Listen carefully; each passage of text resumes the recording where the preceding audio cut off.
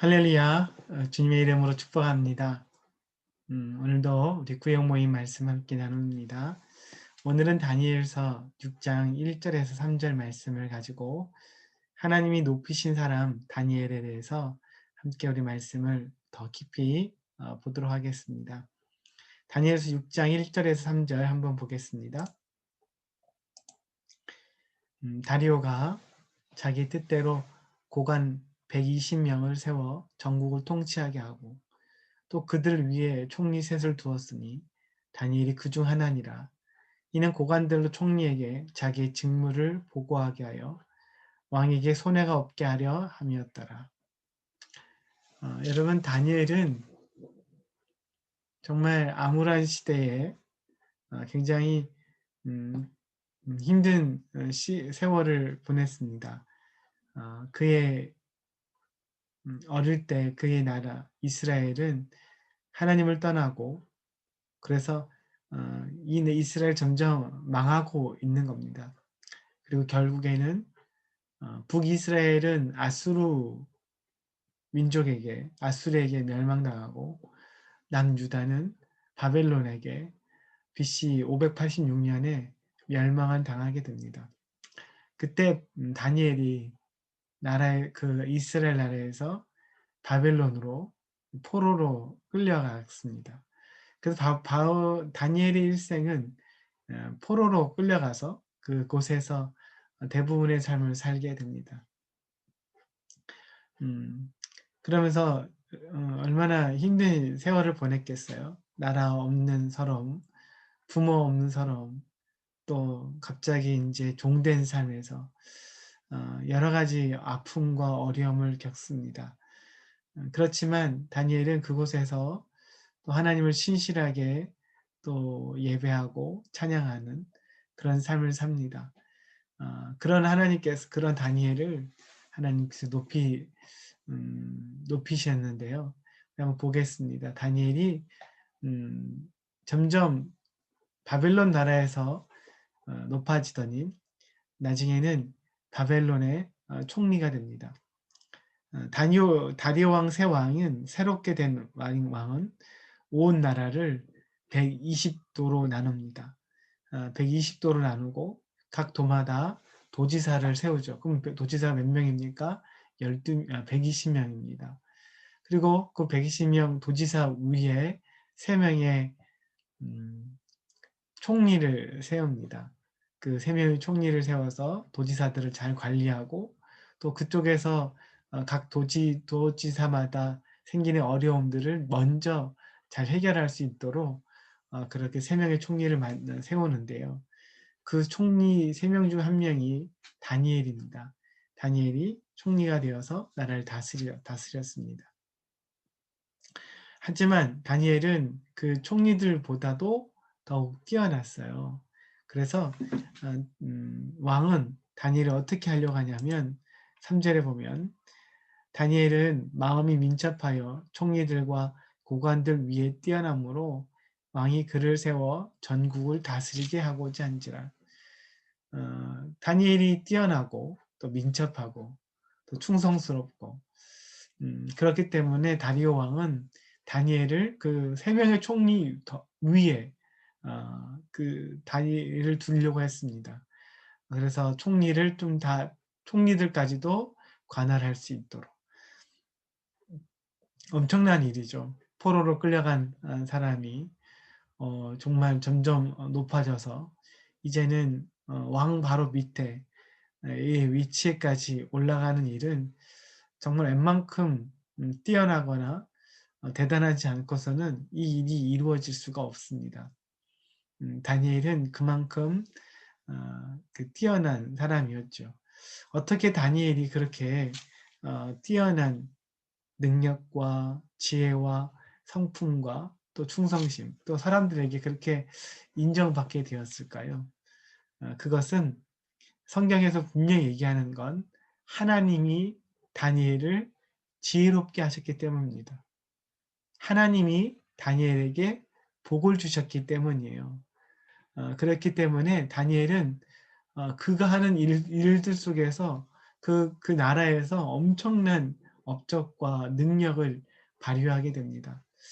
여러분, 하나님께서는 이처럼 우리 삶을 복을 주시고 우리 삶에 이렇게 능력을 덧입혀 주십니다. 그래서 우리는 우리 힘과 능력으로만 하는 게 아니라 하나님의 은혜와 능력으로 살아갈 때 때로는 우리의 한계와 우리의 연약함을 뛰어넘는 하나님의 은혜가 우리에게 나타날 수가 있습니다. 왜 그런데 하나님께서 어, 음, 다니엘에게 그런 능력을 주셨을까요? 네, 불행하시게 살았죠.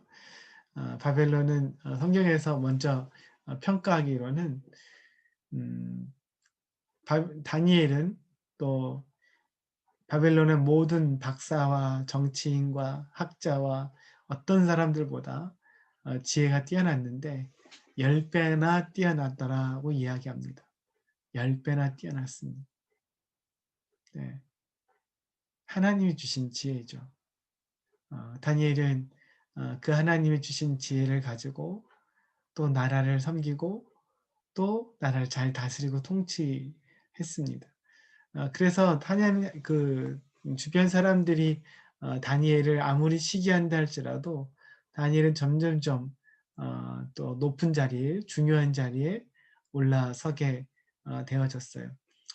이렇게 다니엘이 왕에게 신임 받고 또 주변에 이렇게 영향력 있는 사람들에게 이제 더 신뢰를 받으니까 반대로 그를 시기하는 사람들은 많아졌어요.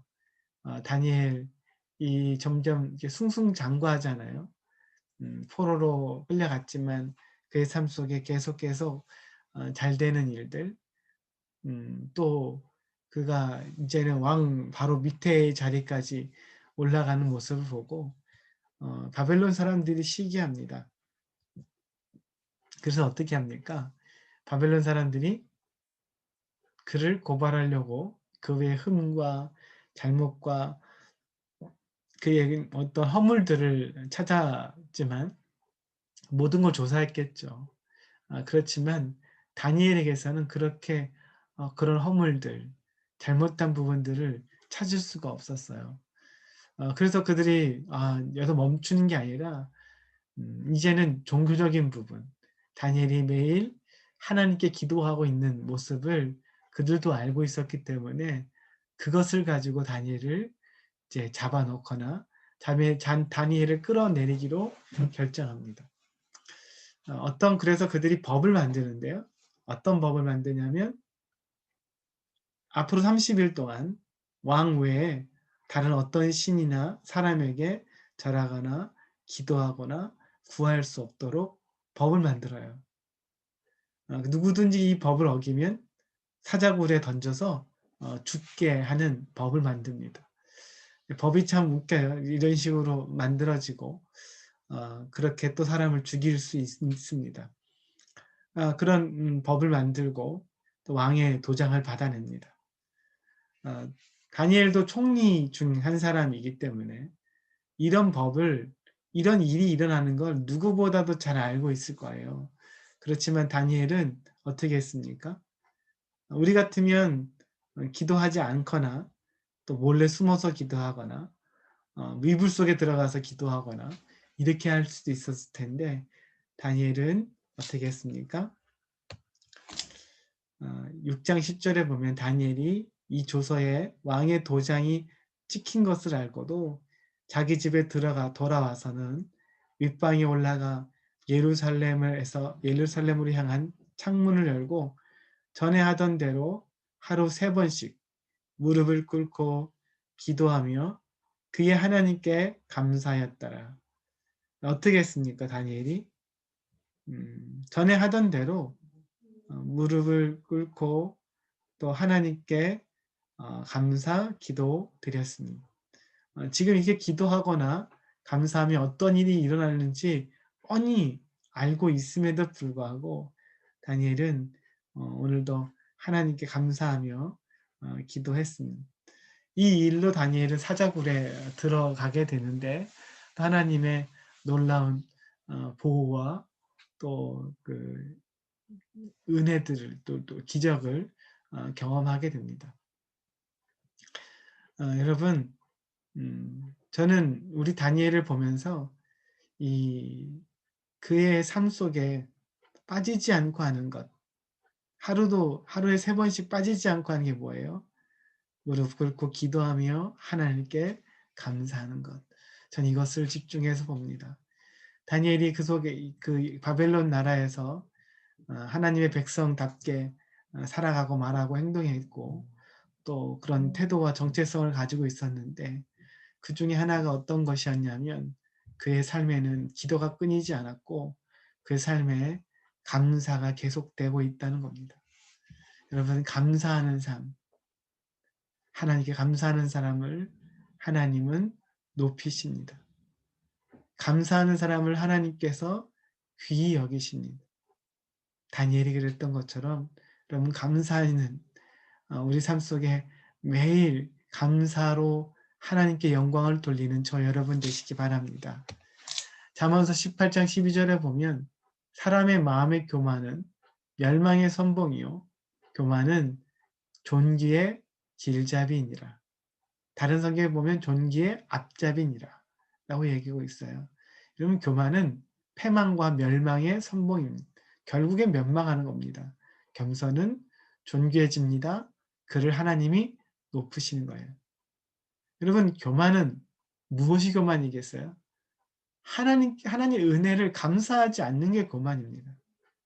하나님 은혜로 여기지 않는 것. 내가 잘해서 된 줄 알고 내가 열심히 일해서 이 자리에 올랐다고 생각하는 것. 여러분, 교만이에요.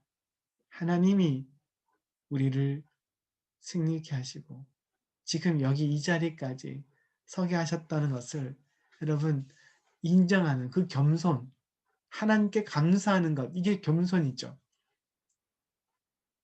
하나님 그를 높이시는. 저는 다니엘이 정말 포로로 끌려와서 감사할 수 없는 상황이 있지만 그 삶 속에 하루에 3번 날마다 감사할 수 있었던 것처럼 우리도 하나님께 감사하실 수 있게 되기를 주님의 이름으로 축복합니다. 그 사람 중에 한 사람이 요셉이죠. 요셉은 하나님께 감사하는 요셉도 인생은 참 어려운 인생을 살았어요. 형들에게 시기를 받고 형들에게서 팔려갔고 또 보디발의 집에서 노예로 살고 누명을 써서 감옥에 몇 년 동안 감옥에 갇히고 이런 일들을 통해서 여러분 모세가 얼마나 어려운 일을 삽니까? 그럼에도 요셉은 이스라엘의 또 아니 애굽 이집트의 총리가 됩니다. 요셉의 이야기를 잘 보면 여러분 찾을 수 없는 것 중에 하나는 뭐냐면 요셉이 원망하고 불평하고 짜증내는 겁니다.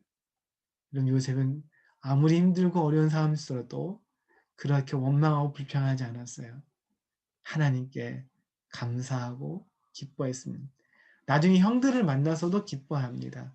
당신이 나를 판 것을 한탄하고 염려하지 마십시오. 하나님이 나를 통해서 하나님의 씨앗, 당신의 자손들을 번성케 하기 위해서 나를 먼저 보냈습니다. 하나님의 계획에 대해서 온 세상을 살리시는 하나님의 계획을 또 말하고 선포하는 것을 볼 수가 있습니다. 여러분은 어떤 말을 많이 하세요? 감사를 많이 하십니까? 아니면 원망하고 불평하고 짜증내는 일들을 많이 하십니까? 여러분, 감사의 말들을 더 많이 하실 수 있게 되기를 주님의 이름으로 축복합니다.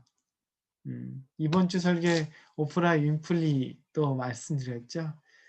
정말 어렸을 때 큰 상처와 버림을 받고 또 미혼모로 아이를 낳고 마약 중독자에다가 굉장히 힘든 삶을 살았지만 그 인생은 감사하는 것, 아버지를 만나서 감사와 독서를 배우고 나서 그 인생이 조금씩 변화되어서 지금 많은 사람에게 선한 영향을 미치는 사람이 됩니다.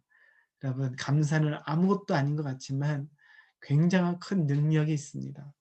감사는 우리를 존귀하게 만들고 우리를 높입니다. 오늘 이런 감사의 은혜와 복을 온전히 누리시기를 축복합니다. 마지막으로 여러분 6장 10절 한번 보겠습니다. 같이 읽겠습니다. 시작. 다니엘이 이 조세의 왕이 도장에 찍힌 것을 알고도 자기 집에 돌아가서는 윗방에 올라가 예루살렘으로 향한 창문을 열고 전에 하던 대로 하루 3번 무릎을 꿇고 기도하며 그의 하나님께 감사하였더라.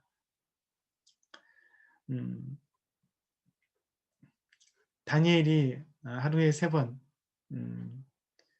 이 도장이 왕의 도장이 이 조서에 왕의 도장이 찍힌 것을 알고도 얼마나 위험한 일인지도 알면서도 하루에 3번씩 감사하며 기도했습니다. 여러분은 어떤 말씀을 많이 하십니까? 감사를 많이 하세요? 아니면은 여러분 원망과 불평을 많이 말하십니까? 네, 다니엘과 요셉과 오프라 윈프리를 보면 감사한 일이 생겨서 감사한 게 아니라 감사하기로 결정하고 계획했을 때부터 감사하기로 선택할 때부터 감사할 수 있는 겁니다. 여러분 감사하기를 선택하세요. 감사하기로 결정하십시오. 남편을 향해서 내 인생을 향해서 우리 삶을 향해서 여러분 그렇게 하실 수 있게 되길 바랍니다.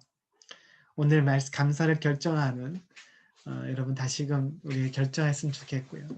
또 오늘은 다니엘이 하루에 3번 감사하기도 했잖아요. 우리도 여러분 하루에 3번 감사기도 했으면 좋겠는데요. 언제 할 수 있겠어요? 저도 이거를 보면서 언제 하면 좋을까라고 생각을 했는데요. 언제가 좋냐면 밥을 하루에 3번 먹더라고요. 그리고 우리 3번 기도하잖아요. 그때 여러분 기도할 때 하나님께 감사함으로 또 깊이 감사함으로 또 식사를 하셨으면 좋겠어요. 여러분 그러면은 다니엘과 같이 우리는 이렇게 감사 기도를 드릴 수 있을 거예요. 우리 형식적인 감사가 아니라 더 깊이 감사하며 또 하나님께 또 우리가 하나님 주신 음식을 먹고 그렇게 날마다 감사를 하는 저 여러분 되었으면 좋겠어요. 감사는 훈련입니다. 감사는 결단이고 선택입니다. 선택하는 그 순간 우리는 감사를 할 수 있게 되는 겁니다. 오늘도 이 말씀을 통해서 우리의 감사의 삶, 감사의 복을 또 누리는 저 여러분 되시기를 예수님의 이름으로 축복합니다.